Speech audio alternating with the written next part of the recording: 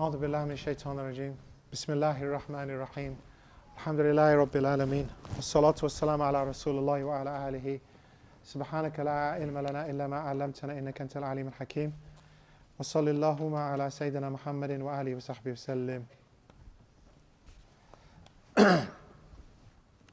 So I think the title of the talk, if I can be correct, is The Fruits of Ramadan. Is that? Okay. So, fruits. How do we get fruits? How do you get fruit? He's looking at me to think, he's asking another difficult question. Where does fruit come from? Don't say supermarkets like hawla wa la quwwata. Alright, I just asked one of the sisters. Fruit from trees. You need to get a fruit. Fruit is the ultimate goal of planting a tree. You plant a tree, it brings lots of benefits on the way. It brings it's aesthetically pleasing as it develops, as it grows. But ultimately, the fruit of planting a tree is to have fruit. Okay? And likewise, the process of Ramadan, or the process that I think we're talking about here, is how do we get to that point of fruit? Now, we've entered into the month of Rajab, so we know that, as it says, إِنَّ عِدَّةَ الشُّهُورِ عِنْدَ اللَّهِ 12 شَهْرًا. There's 12 months في كتاب الله منها أربعة حرم, and of these 12 months, there are 4 which are sacred, and we've just entered into one of these sacred months, the month of Rajab. So Rajab, the month of Rajab, is special. It's sacred. It's the month that you turn back to Allah subhanahu wa ta'ala, as we said. And it's the month of istighfar. It's the month where you can reach levels, or start to reach levels, which you can't imagine. Spiritual levels. I'll give you an example. An occasion where the Prophet sallallahu alaihi wasallam was in the mosque, and somebody was brought to the mosque. He'd passed away. Somebody had died. His body was brought to the mosque, and people said, "But we don't know this guy. He never comes to the mosque. He's not. He's part of the Muslim community, but he's on the fringe. He's not somebody that prays. He's not somebody that fasts. People don't know him. What they mean, we don't know him. He's not. Maybe he's one of the hypocrites. Maybe he's not a practicing person, but he's not one of the companions as we know companions to be." The Prophet ﷺ then said he was going to lead the prayer himself. And they were quite,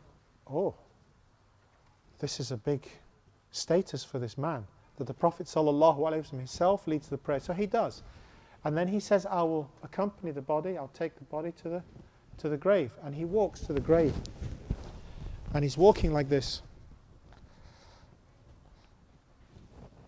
Really restricted in the way he's moving.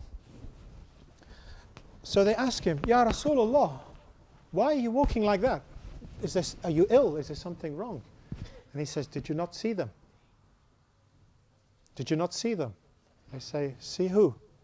All of the angels following this body to the grave. And they're thinking, who is this dude? They're thinking, who is this guy? So, how are you going to find out who this guy is? Because none of the guys know about him. He doesn't come to the mosque. He's not involved in the community. So what do? They go to ask his wife. So, your husband, tell us about him. Big wali, big saint. Huh? What did he do? Nah, hardly ever prayed, hardly ever fasted. He didn't really do it. He must have done something special. What did he do? He says, I can't really think of anything that he did really, except perhaps, well, there's one thing he was consistent with, which is when it came to the month of Rajab, on the first night of Rajab, he would take a shower, he would take a wash. And then he would make istighfar. He would turn back to Allah subhanahu wa ta'ala. He would ask him to forgive him with Sayyid al-Istighfar, with the master of all istighfar. And for those that don't know it, just say it after me if you don't. Allahumma anta Rabbi la ilaha illa anta khalaqtani wa ana abduka wa ana ala ahdika mastata'tu abu'u laka bi ni'matika alayya wa abu'u bi dhanbi faghfir li fa innahu la yaghfir al-dhunuba illa anta. So this dua is the day, every first of Rajab he'd make this dua. And if you don't know the dua, it's not that important. The story is what's important. Is that when it came to this point of the year, every year he would turn back to his Lord. Istighfar, what it means is the master of asking for forgiveness. Now you don't have to say a long istighfar. What you need to do is you need to turn back to him and say, please forgive me. And Allah subhanahu wa ta'ala understands English, by the way.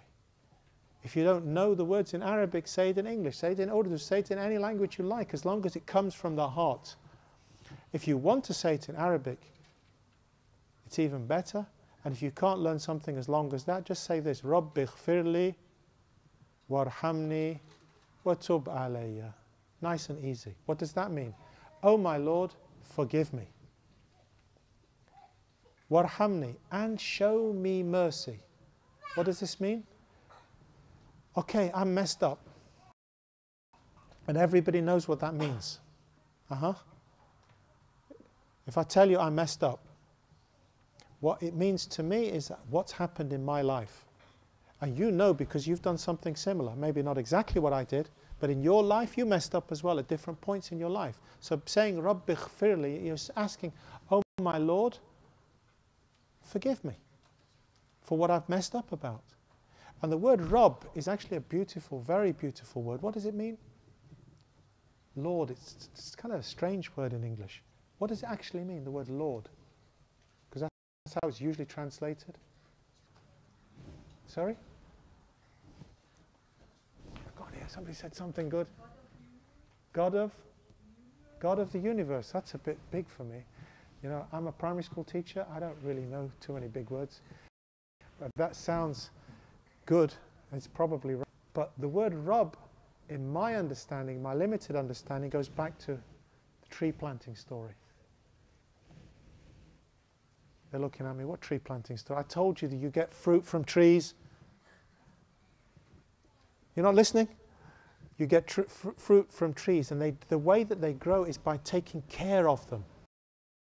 The plant is called tarbiyah. Tarbiyah means to be careful about the plant, and the word Rabb actually means the one who is careful about something which is growing up. And it makes it grow to the point of perfection. That's actually what the word Rabb means. So you're probably right when you said Lord of the worlds, did you say?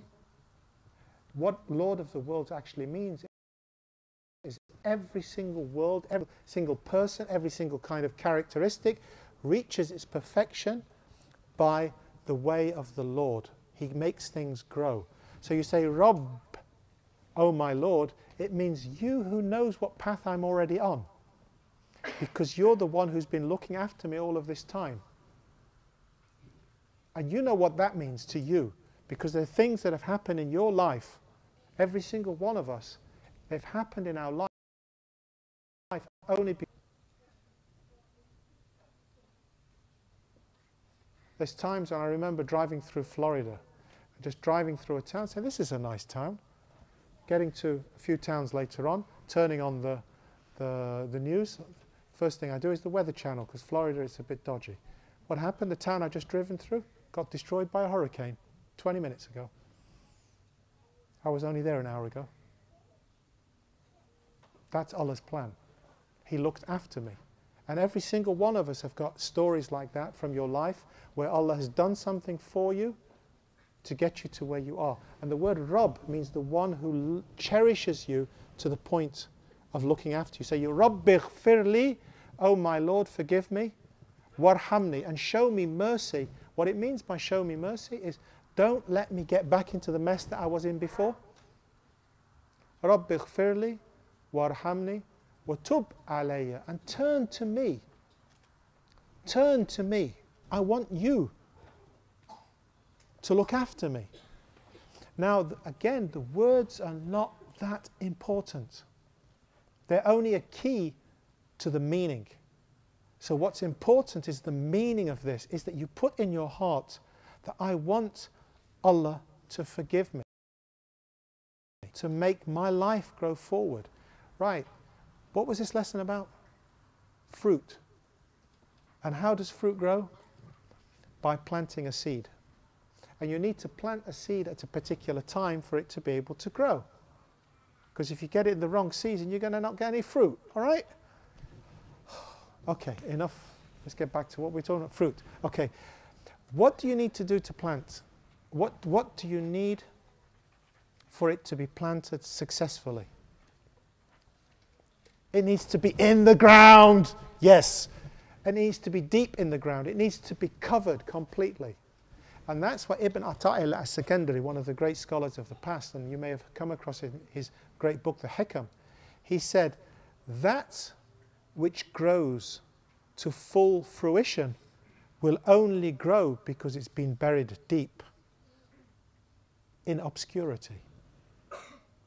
What's that got to do with what I'm talking about? Is that it needs to be buried in obscurity. It needs to be buried in such a way that nobody really sees it. You know, if you put it in the ground, it's got to be completely covered. And until you completely cover the seed, it's not going to grow to fruition. What's this image about? It's about sincerity. Because the time when you're really sincere, when you're really deep, is actually in the dark of the night, when nobody's there. How are you at that time of the night? Where are you in your life? When it comes to that point, you get out of bed and you talk to Allah. If you do that, then you'll feel that there's real truth in this. It's different to standing up there. I mean, it's dead easy for me to just string a few sentences in Arabic, stand up there, put on a nice jubba, nice thobe, say a few Arabic words. It's called a khutbah. That's dead easy. The difficult bit is getting out of bed at night, turning to him and saying, I'm sorry I messed up. But the real Islam is there at night. And if that's right, and it's deep, buried properly, then there will be fruit. There won't be fruit from me standing up and giving a khutbah or sitting here and giving a talk. The only fruit that will come out of this is if deep down inside it's sincere. So you need to plant this seed deep in sincerity. So there's two things I've tried to say here, which probably doesn't make any sense to you because I talk in riddles. Sorry. Let me be clear. Two things I've said. One is it requires sincerity. And the second is this, you need to turn back to Allah to say sorry. And this happened on the 1st of Rajab for this brother. Every single year he would do this, he would have a ghusl. He would say this and then he would move forward with his life. And he'd mess up. By the time the next Rajab comes, he'd be back to where he was before. But it comes back, Rajab comes, and he does it again. And he puts his life right again. One of the brothers was asking me about some things that are going on in his life. I just said, you know, the only way you need to get on with this is just, if you fall off the horse, you just get back on again. Is you just need to get back on with your life. You just need to accept this has happened, I need to move forward. And if you can do that, you can start to progress. So how are we going to get to fruit? You need to bury things deep in the ground. You need to be sincere. But also, when we're coming to the fruit of the fast, the fruit of Ramadan, where is the seed planted? It's actually on the first night of Rajab. Because what happened to that brother, that companion, to get to that status where all the angels were there, was that it was buried deep in the ground, and he became sad about what he'd done in his life, and he turned to Allah and he says, "Forgive me." And he died in Rajab, forgiven. And the angels came flooding to him. And he had this process. Why did he have the ghusl? Why did he wash? Because he felt like washing. And this goes back, anyone that was in the khutbah this week, I apologize for repeating, but it's a beautiful story. Allah subhanahu wa ta'ala says, "Inna Allah yuhibbu at-tawwabin wa yuhibbu al-mutatahhirin." Allah loves those who turn to Him, and He loves those who wish for cleanliness or strive for cleanliness. And I told those that were here on Friday the story of one of my students, that I read this verse to her and started to try to explain it to her, and then she started to cry. And then I asked her, what have I said to upset you? What is it? And she says, "Can I tell you how I became Muslim?" So she told me the story of how she became Muslim. And I'm telling you this because she is teaching me what the meaning of the verse is. She was a lady that was drank. So she was drinking alcohol. She went out deliberately one night to get drunk and, excuse the phrase, to get laid. She wanted to fornicate, to find a man, to have a relationship with that night. And she didn't care who it was going to happen. She met somebody who she wanted to be with. She was drunk, he was drunk. They decided they were going to do what they were going to do. They went to a hotel, got into the hotel. She was feeling a bit tired, got onto the bed. He went to the bathroom. She fell asleep. Then she had a dream. What did she dream? She dreamt that there was a book by the side of her table, and the book was shining. The guy came out of the bathroom. It's a true story. The guy came out of the bathroom to finish the job that they planned to do. "Don't touch me!" She ran out of the hotel, went home. And the first thing she did is she wanted to have a wash. She got in the bath, she washed. She felt a little bit better, tried to go to sleep. She couldn't sleep, so she got out and had another wash. She slept a little bit, decided to get out and have another wash. And she just had this desire to clean herself. This was Saturday. Sunday, all day she was just washing herself. Didn't eat, didn't sleep, just in a bad state. Monday she couldn't go to work. Tuesday she couldn't go to work. A few days later she started to feel better. She did go to work. Still not 100%. One of the ladies in the office asked her, "So what happened to you?" She says, "Well, I had this really bad dream. I was out, met this guy, a bit drunk, and I saw this book on the side of the table. It was shining." She says, "Oh, don't worry, that's just the Quran." And this lady, she'd never heard this. She was living in a country where Islam is there's not many Muslims. Quran? What's a Quran? So she went off and started to find out what a Quran is. She read the Quran and became Muslim. So how did she become Muslim? Through fornication. Allah subhanahu wa ta'ala put her in the lowest position she possibly could be in, so that He could lift her to the highest level. What's that verse? Inna Allah, surely Allah, yuhib, loves. Allah loves her. That's why He put her in the state she was in. She was put in a state of the lowest animal instinct of, I am going out tonight to have a relationship with a man I don't know. That's what she went out with. And Allah subhanahu wa ta'ala didn't allow her to do that, because He wanted her to be pure, because He loved her. So He says, I love her, I will turn to her. The way that I will turn to her, I will show her what the Quran is, and then she's going to want to clean herself. And after she's cleaned herself, she will find out who I am. She didn't know anything about it.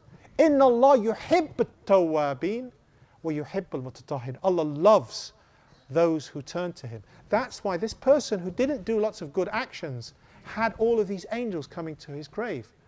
And that's why this lady, who only recently had become Muslim, I consider to be my teacher. Why? Because she taught me about her life. And what a noble thing, how much Allah loved her. I wish Allah loved me as much as He loved her. So don't ever judge people just on the surface, because you don't know where Allah's going to show His love. So going back to this thing about planting. So you plant it on the 1st of Rajab by turning to Him. Because the month of Rajab is the month of turning to Allah subhanahu wa ta'ala in preparation for the next month. What's the next month of the year? Islamic year month? Sha'aban. And the Prophet sallallahu alaihi wasallam described this process. Rajab is the month of istighfar, of turning to Allah. And Sha'aban, Shahri, is my month, meaning the month of the Prophet sallallahu alaihi wasallam. Now what does this mean? Sha'aban is the month of the Prophet sallallahu alaihi wasallam. What does it mean? Sorry? Durood Sharif. That's what you should do, but why? What do you want from this Durood Sharif? And how does it relate to Rajab? And how does it relate to Ramadan? And what's it got to do with planting trees? Sorry? Forgiveness was the month of Rajab. Now you just said that this is the month of Durood Sharif. So lots of istighfar in this month, lots of Durood Sharif next month. What's the connection? If you have planted the seed correctly and it starts to grow, you need to look after it so that it grows properly and it's nourished, it's fed correctly.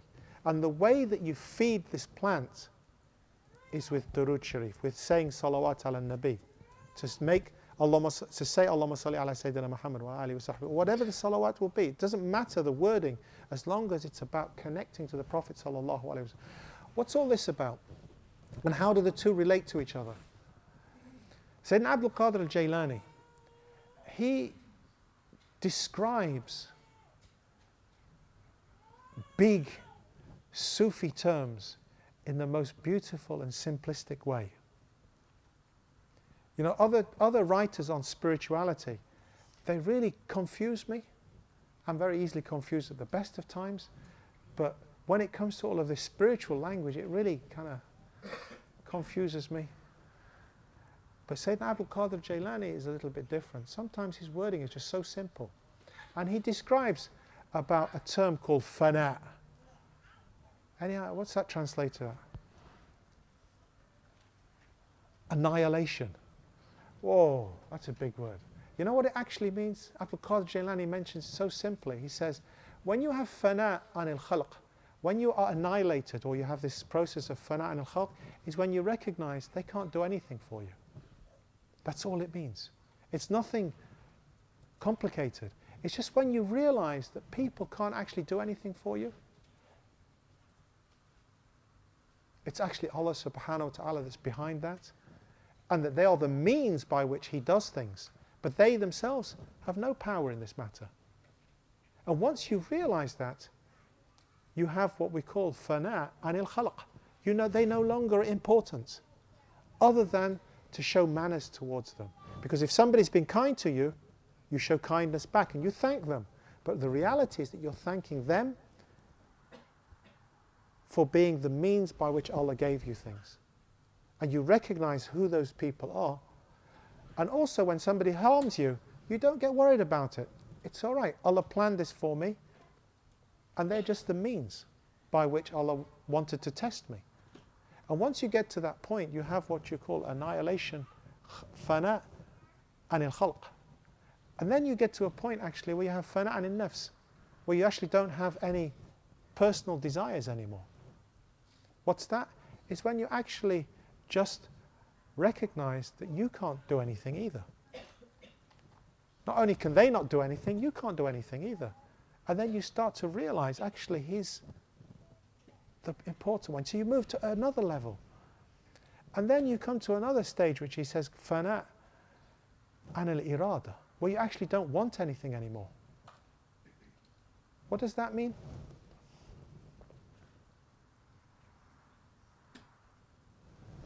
Answer. Are we going tonight or tomorrow? Back to Glasgow. It's up to me, Sheikh. He has no interest on whether we go tonight or tomorrow. Don't worry, Allah will plan it. He doesn't actually care. It doesn't mean he doesn't care. He actually thinks, well, Allah will open the doors and it will be decided for me. There'll be some sign which will indicate that this is what is going to happen. And whatever happens, I'm going to be happy with it. Anyone applied for a job lately? Don't tell me nobody's applied for a job. Are you all so Sufi that you don't have interest in jobs? Okay, I've applied for 3 jobs in my life, alhamdulillah. One of them was last week. It was a completely rubbish application. Why? Because I was too busy doing my day job and I didn't finish work till very late, and then I had the Idris and the things to look after. Got to the weekend, I just wrote an application, an absolutely rubbish application, and sent it by through the portal. Why? Because I wanted to go through the process of applying for a job. I just wanted to apply for a job. I didn't particularly want the job, but I wanted to apply for the job. She's looking at me. Are you crazy? No, I'm not crazy. The reason why I wanted to apply for the job, I wanted to feel that Allah could open up a door for me to go to something else. Not that I particularly wanted it, I just needed to go through that process. Now, the reason I asked, does anyone ever applied for a job? Did you want it or not? Because there's a point where actually you don't want anything except what Allah wants for you. So when you do something, it doesn't really matter. You're doing it because you're supposed to do it. And the outcome is in Allah's hands. And you get to that point actually where everything becomes wiped out. And the only thing that really matters now is not people, is not yourself, nothing. It's only Allah. And that's what he describes as the spiritual path. Now what's that got to do with what I'm talking about? Cleanliness is about cleaning, wiping out the rubbish. Why do you wipe out the rubbish? What was the first thing the Prophet ﷺ did when he conquered Mecca?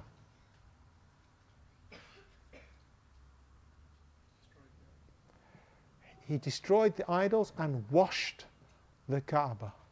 He washed the inside of the Kaaba. Why did he wash the Kaaba? It's a process of cleansing, so that once something is clean, other things can come in. So this month of Rajab is about cleaning where you are by saying astaghfirullah and by washing out. Go back to the story of the companion, the Prophet ﷺ walking like that. Why? What did he do? He washed and then he turned to his Lord. What about my student girl? She turned to her Lord and she washed herself, she cleansed herself. And it's not necessarily a physical thing. It is physical, but the most important thing is washing all those things out. Washing people out of your heart. Washing yourself out of your heart. Washing everything so that it's now ready for Allah to enter it. And how is the light of Allah subhanahu wa ta'ala to enter? Through the Prophet sallallahu alaihi wasallam.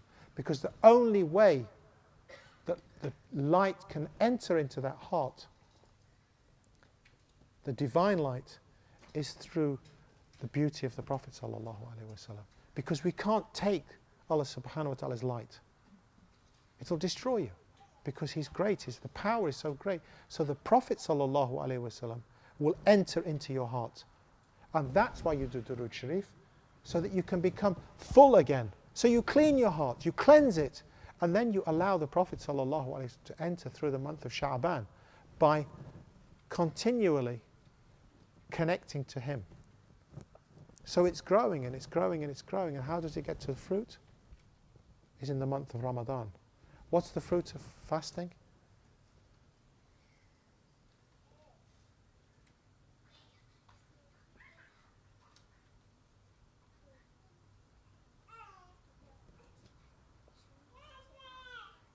Don't say that's what I came here to find out. That's actually a good answer, if that's what you... What's the fruit of fasting? Yes? Sorry? Taqwa. The fruit of fasting, the real fruit of fasting, is good character. The purpose of fasting, and taqwa is the right friend, but specifically within the concept of taqwa, of righteousness is being good. The whole purpose of fasting is that you become good. يا أيها الذين آمنوا كتب عليكم الصيام كما كتب على الذين من قبلكم لعلكم تتقون. O you who believe, prescribed for you is fasting as it has been prescribed for those before you, so that you can become good. So goodness is the purpose of the fast. So the fruit of the fast is goodness. But many of us, we just wait till Ramadan comes and think, oh, it's Ramadan tomorrow, I better fast. And that's the reality of what we do. We don't prepare for Ramadan from before. And if you've started on the 1st of Rajab, then it may still already be too late. But the most important thing is that you start to clean your life up. And if we're here now, in the month of Rajab, starting to cleanse ourselves, physically, spiritually, thinking, I just got to get rid of all of that rubbish. By saying, Allah forgive me, oh Allah forgive me, oh Allah forgive me, oh Allah forgive me, oh Allah clean me. You'll find that when Sha'ban comes, you're cleaner. And when Sha'ban comes, you just pray on the Prophet ﷺ as much as you can, and you'll find that the light will start to enter in your heart. So when the 1st of Ramadan comes, you're ready. And what are you ready for? You're ready for the Quran. Because شهر رمضان is شهر القرآن. شهر رمضان الذي أنزل فيه القرآن هدى للناس وبينات من الهدى والفرقان. So this Quran is there. The month of fasting is the month of Quran. The Prophet ﷺ said, Al-Quran was siyam yashfa'an, that the Quran and the fast will intercede. So these two things, Quran and fasting, are linked. But what do we mean by Quran? What do we mean this is the month of Quran? Is it just the month of reading from Alif Lam Mim to Surah An-Nas? Is that a good Ramadan? Oh, because I did a khatam of Quran. I started at the beginning, finished at the end. Is that a good month? Depends. Depends if it's got any fruit. What do we mean by fruit? What consequences are there for you of reading the Quran? Does it actually bring about anything in your life? Because if the Quran is just words, then alhamdulillah you get reward for the words. But the true reality of Quran is your connection to the Prophet sallallahu alaihi wasallam. Because when Sayyidatina Aisha radiallahu anha was asked, what's the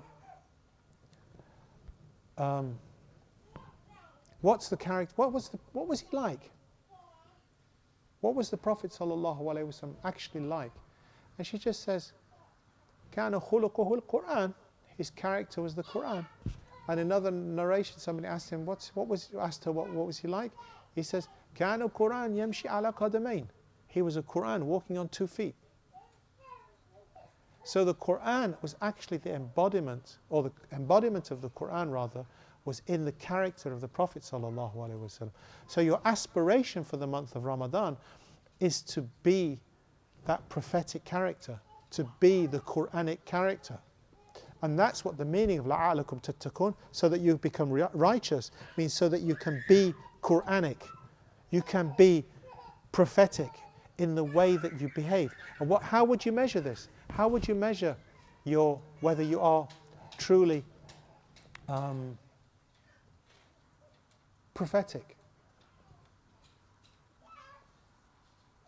I travelled down to Liverpool on Thursday, and alhamdulillah the brothers were giving some reminders in Felicity House, and the first reminder was about parking. And the second reminder was about parking. I was thinking, I'm not sure where this is going, but the third reminder was about parking. And this guy that I brought down with me, he was thinking, what? I drove all the way from Glasgow to be told I should learn to park properly. And I was really impressed, because the only time I've ever heard anybody else talk about parking was Thursday.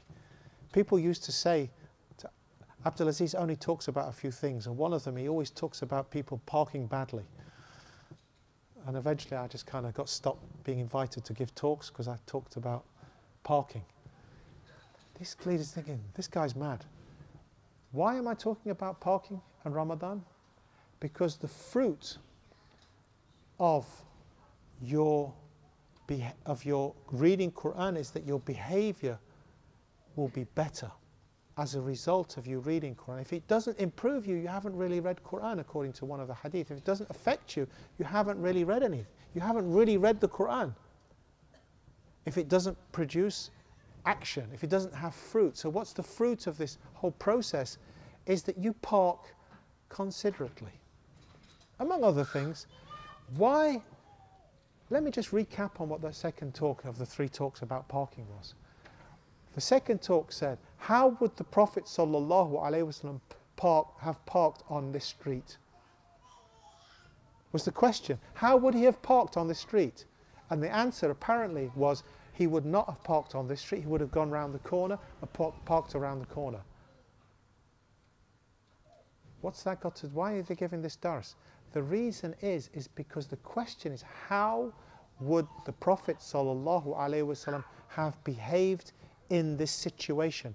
What is the correct manner of dealing with this situation? And you can ask that about anything. It just happened that parking was the issue on Thursday. It could have been about absolutely anything. It could have been about smiling. How and when would the Prophet ﷺ have smiled? The Prophet ﷺ, would he have smiled in this situation or not? That's the question you should be asking yourself.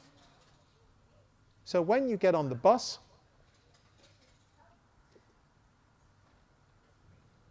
would the Prophet ﷺ have smiled as he paid his bus fare? And if the answer is yes, then you smile. If you're asked the question, would the Prophet ﷺ have parked in the blue parking bay which is reserved for disabled parking? The answer is no, he would not. And so you don't. And if the question is, how would he have treated the child whose pet has just died? Actually, that's a good question. Let me ask that question. Let me just say it one more time. How would the Prophet ﷺ have treated the child whose pet has just died? Why are you looking at me as if I've asked you a difficult question? It's a nice, simple question. And if you can't answer that, then you haven't studied the seerah enough. You haven't read the Quran enough. You haven't prepared for the fruit of Ramadan, because if you should know how to do in Ramadan, you will. Inshallah. How would he have dealt with it? Does no one have an answer for me? With sympathy. I didn't see who it was, but whoever answered the question with sympathy, that's the right answer. With gentleness. What he would do is he would sit down with that child and he would sing a song. And that child happened to be called Umar. And he said, Ya Umair, ماذا فعل الغمير? Ya Umair, ماذا فعل الغمير? Ya Umair, ماذا فعل الغمير? Oh, little Umar, what happened to the birdie? Oh, little Umar, what did the birdie do? Oh, Umar, what happened to the little birdie? This is the Prophet ﷺ singing nursery rhymes, basically, to the little boy whose pet bird has just died. Now, if you couldn't answer the question of what he would have done, it's because the prophetic character has not fully entered into your heart. And that's the process of this fruit of Ramadan, is to make the Quran alive, not in reading it in the mosque, but in your heart to such an extent that its fruit comes out in your behavior. So when you smile with the prophetic smile. Somebody paid me a tremendous compliment this week. I don't get many compliments. In fact, I usually get insults. But one of the few compliments that I got was, Abdulaziz is always smiling, no matter how difficult things get.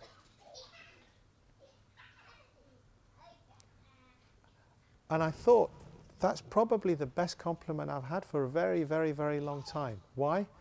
Because I think the Prophet ﷺ, if he was working in this school with all of the problems it's got, he would smile at everybody. Because he knew how many people's hearts were broken and how sad they were and how difficult their lives were and how difficult the job was. This is a school what you would call in England a special school for children with very, very severe and complex needs. There's 120 kids who have got really very difficult needs, challenges in their lives. And they've got teachers who are broken because they can no longer cope with the difficulties in this school. They have a head teacher who's disappeared because she just can't cope. We've got a deputy head teacher who's off on stress leave. So who are you going to call? Abdulaziz turns up, and what does he do? He smiles. And the best compliment I could have been paid was not, he's a great head teacher, but no matter what happens, he smiles. And I was thinking, actually, that's probably the best thing I could have done, because everything's falling to pieces, and I'm still keeping it together, but smiling, because the prophetic character would have been that smile. So to smile is one thing, but to smile because in your heart there is some light of the Prophet ﷺ, that smile is very different. And I don't go around saying, by the way, I'm a Muslim. This is a prophetic smile. No, that's a Botox smile. You know the difference between a Botox smile and a... Because you get injection and it doesn't move, okay? Because that's what Botox does to the muscle. That's not, a prophetic smile is one that comes from here and it comes out and it affects people. And I know, because the very few times that people have just embraced Islam is not usually because I've said anything clever. In fact, it's never because I've said anything clever, because I don't really say anything clever. But it's usually because I've done something. And often people have said, well, actually, I became Muslim because I liked your smile. I'm thinking, are you hitting on me or you've just taken Shahada?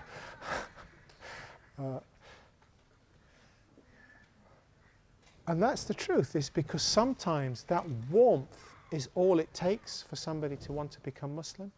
But it's not warmth except when it's coming from deep inside. The seed has to be planted deep in the ground. It needs to grow. And it needs to produce fruit. And the fruit of all of that is a nice smile and good parking. Okay? So the lesson today is that if you're good in Rajab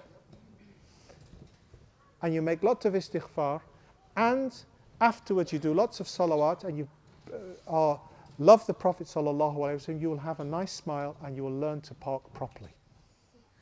Understand? Do you want to repeat the lesson to me? Okay. The fruit of Ramadan is planted now. You need to prepare for Ramadan now by starting to turn to Him. Then after that, the month of Sha'ban is to make lots of salawat. And then when Ramadan comes, you read Quran. But you don't just read Quran. Alif Lam Mim, ذَلِكَ الْكِتَابُ لَا رَيْبَ فِيهِ هُدًى لِلْمُتَّقِينَ. Ameen. That's not what we mean by Quran. We mean make that Quran enter into your heart so that it's soft. And that when you decide things, you do it with love. I mean, the Quran begins with Bismillahir Rahmanir Rahim. The entrance of the Quran is through rahmah, through mercy. Say that. And even if that's the only verse you ever say, khalas, that's enough. If you understand it, that will be enough to take you to Jannah. Bismillahir Rahmanir Rahim. Every verse, make sure that you hope from the verse that you will get His mercy. That it will come into your heart and it will come out as fruit in a very nice smile and good parking. Wa sallallahu ala Sayyidina Muhammad wa alihi wa sahbihi wa sallam. Right, does anyone have any questions about what I should have been talking about?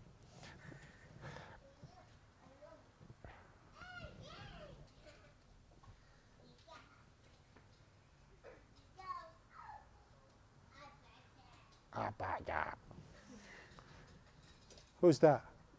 What? Ah. There's a monster truck.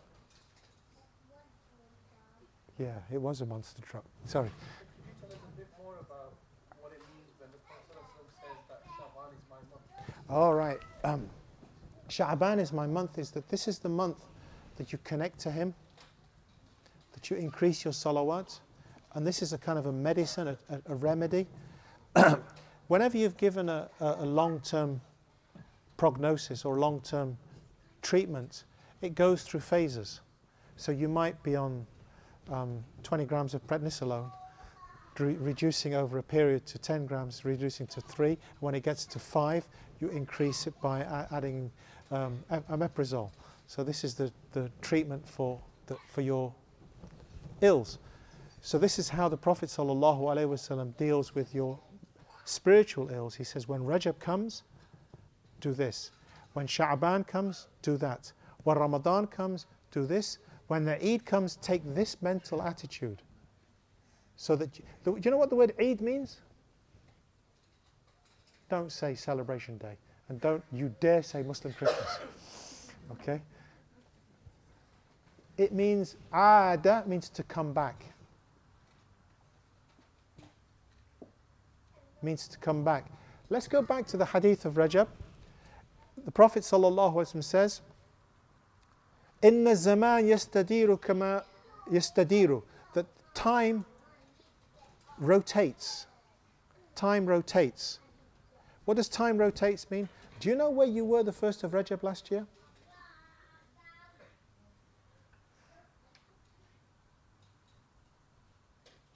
Year before? Do you know the 1st of Ramadan where you were?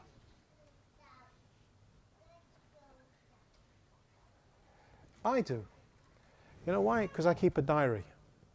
Not meticulously every day, but I do keep a diary of where I'm at and what I'm doing, and I reflect. So I can actually look over the years of my diary and say, actually, this happened to me on such and such a date. And I visited so-and-so on such and such a date. And I heard this on such and such. And actually, over the years, I can start to see the pattern of my life. And as you get older and older, you'll see that actually there's times where you need to reflect on where you've been in your life and to look back and say, actually, this has happened. And these are key points in my life. And this is what I learned from my life. So what it means by this medicine going in periods is to be able to understand time. And the word Eid means to return. So Eid comes back. It comes back twice a year, it comes back. So has it really come back? Have you really understood? Have you really had an opportunity? Because if you missed it this time, you need to prepare for the next one. There's a poem which says, لَيْسَ الْعِيدْ لِمَنْ لَبِسَ الْجَدِيدِ وَإِنَّمَا الْعِيدَ لِمَنْ طَاعَتَهُ تَزِيدُ. He says, Eid isn't about wearing nice new clothes. Eid is about when your faith, when your obedience increases. In other words, if you are better on the first day after Ramadan than on the first day of Ramadan, you've done a good Ramadan. But if you're worse, what kind of Ramadan was that? You don't even deserve the pakore. Huh? Huh? Because Eid isn't about pakore. It's about whether you're better than you were yesterday. And are you better today than yesterday? You don't have to answer. But if your answer to that question is yes, you deserve pakore. Okay? You deserve to celebrate because today you are better than you were yesterday. And tomorrow should be Eid. And the next day should be Eid. And every day should be Eid because you're getting better and better. And that's why the concept of time, inna zaman yastadiru min yawma khalaqa Allah samawati wal ard. It rotates as it has done since the day Allah created the heavens and the earth. And Rajab will come back next year. You might not be here, by the way, so don't smile about it, because you might not get another Rajab. You might not get another Ramadan. So you need to prepare. Time will keep going, but you won't. So that's why you need to understand the remedy now, and that's why Sha'ban is part of this process towards Ramadan. And then Eid will come, and then Eid will come, you're starting to prepare for the next Ramadan. Okay? Any other questions? Please. What can we do, with the children to get into the spirit and sort of appreciate sort of what's going on? Be nice with them. The best way to be with children is to be nice with them. And just enjoy children. They need to grow. In what we talked about trees, tarbiyah is the concept in Arabic, the word tarbiyah is used for two meanings. One is for looking after plants and looking after children. And it's not insignificant that the two go together.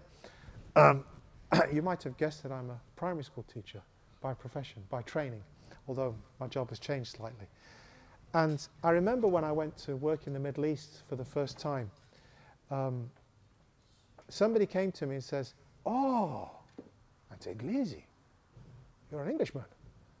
Want to تتكلم عربي and you speak Arabic. Oh, very, very big. Oh, this is very good." And what he really meant was, "Can you teach my child?" That's what he really meant. And then he says, "Yeah, I'm a teacher." "Oh, what do you teach?" And he's expecting me to say, "Chemistry,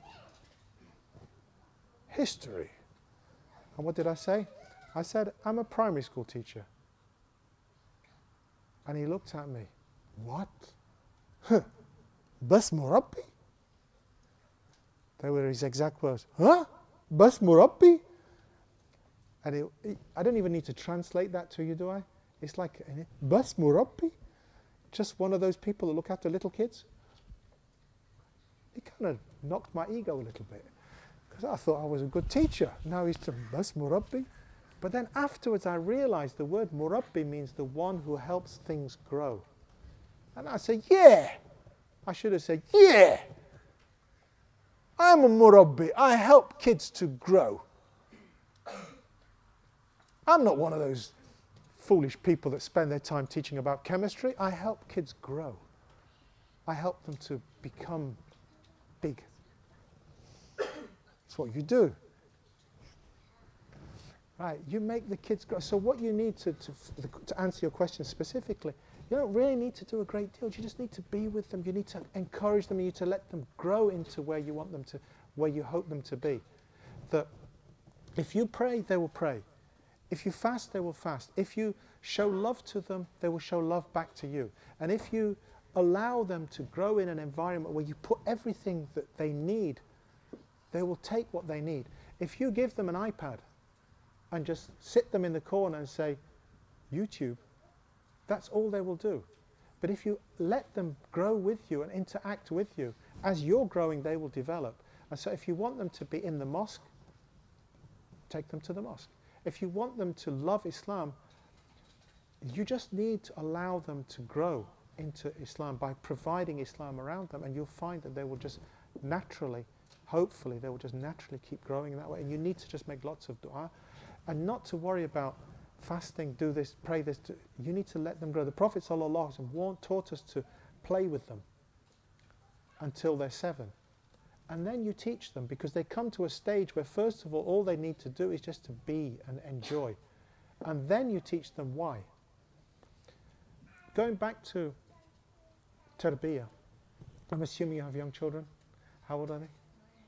9 and 5. What was the first thing you taught them? Yeah. What was the first thing that you can remember teaching them? It's a difficult question, isn't it?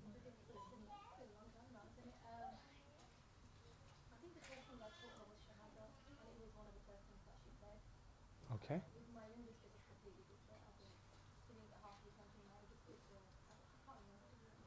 Right. Usually the first thing that a woman teaches her child is how to feed.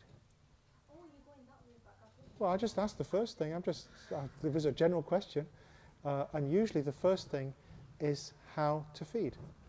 And that's usually a really difficult thing. And there's so many women that struggle to actually feed. It's a really traumatic experience. Fortunately, Idris's mum, who's playing over there, "Hey, monster truck!" He's not even bothered about his dad anymore. I don't know what you two have been doing to my son, but he's not interested in me anyway. May Allah reward you both. He apparently was a real glutton. he used to drink like for 10 people. But his mother, alhamdulillah, was able to produce enough milk for everybody in the room. So she fed everybody in the room. So we actually had to make a note of all the people that breastfed, so that just in case he grows up and he decides to marry, what's that girl you like, Idris? Mary Jane, because it's actually his sister. So just, when he's old enough, we'll explain. So the first thing was actually feeding. You didn't say, by the way, say Bismillah. Did you? Did you? I hope not. All you did was put him or her to where he needs to feed. And then I'm sure he looked up and said, thank you. Yes? And that's the first thing the mother teaches the child. And then the mother continues the child to grow and grow and grow, but actually it's usually around the needs of the child, about eating, about fulfilling somebody asked me, how's Idris today? I says, actually he's great. He had a good sleep, he had a good bowl and a half of porridge and a good poo. And you're a mother, you know what I'm talking about. Most people thinking, is he talking about poo in the mosque? I'm sorry. She asked me about babies. We're talking baby talk, all right. Because that's the basic needs. Now, how does you move from that to Aqidah? Is you teach the child Bismillah. Bismillah, and then next thing you teach is to eat with their right hand. This is what Imam al-Ghazali says. The first thing it's based on a hadith, teach them Bismillah and teach them to eat with their right hand. What this means is for them to understand that their rizq comes from Allah. Because at first they don't know who Allah is, but they know that beautiful lady up there with those lovely eyes has given me rizq. They don't conceptualize who Allah is, but they know the beautiful lady with the eyes is giving me rizq. And then afterwards, as they grow, you don't teach them Aqidah, you just be with them. You didn't teach them how to feed, you taught them how to be children. And then as you grow, and then later you say, well, actually you say Bismillah, eat with your right hand, and then afterwards they'll realize about food. And it's about that basic thing. And then later, when it comes to Ramadan, they'll know that actually there's times where you don't eat. It's a natural progression, but you can't do that at 5.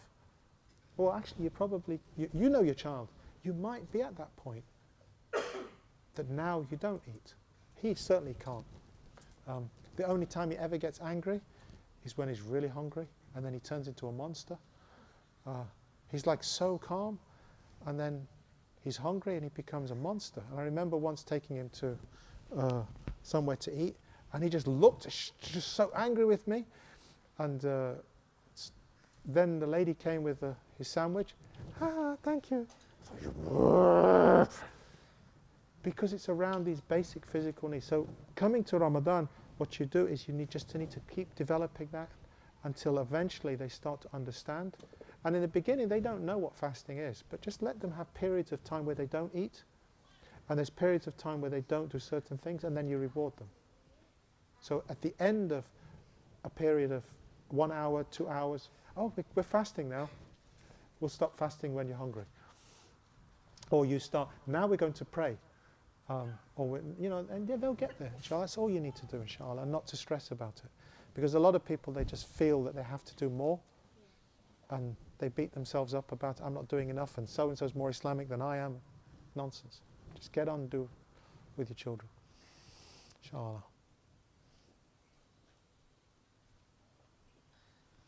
He's looking at me thinking, he comes up with some strange things. Just talks about poo and babies. Alhamdulillah.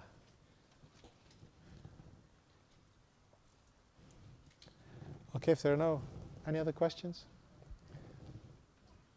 So we just ask Allah subhanahu wa ta'ala to bless this gathering, to increase everybody in this gathering, to make us understand what this great month of Rajab is about, to make us understand about Sha'ban, and to make us benefit from Ramadan by connecting to the Quran and by connecting us to the Prophet sallallahu alaihi wasallam, so that the fruit of the character of the Prophet sallallahu alaihi wasallam comes out in our behavior, in everything we do, with our families, with our neighbors, with the people we work with, and with ourselves, and most importantly with Allah subhanahu wa ta'ala.